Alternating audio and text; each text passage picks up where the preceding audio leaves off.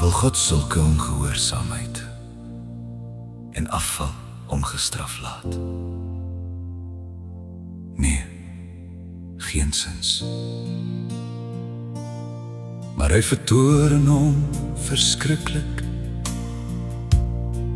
oor sowel die aangebore as die werklike sondes, en wil het deur 'n regverdige oordeel tydelik en ewigdurend straf. Soos hy gesê het, vervloek is elkeen wat nie bly in alles wat in die boek van die wet geskryf is, om dit te doen nie.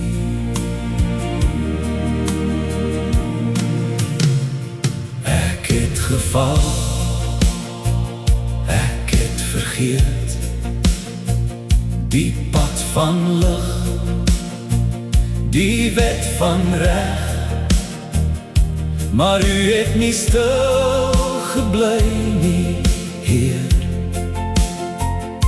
U roep my terug met liefde weer. U lig is nie 'n vlam van vrees, maar 'n vuur wat reinig, sag en teer. Uw oordeel is regverdig, ja, maar genade loop voor elke dag. U sien die sonde in my hart, die dinge wat ek stil bewaar, maar u kom nader, nie met haat. U wys my hoe om weer te waak. U lig is nie 'n vlam van vrees, maar 'n vuur wat reinig, sag en teer.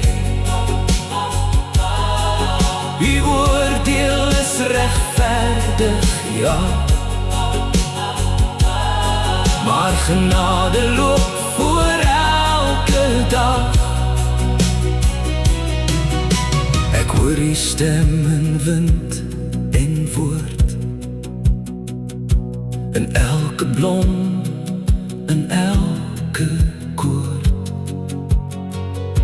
U wet is nie 'n las vir my,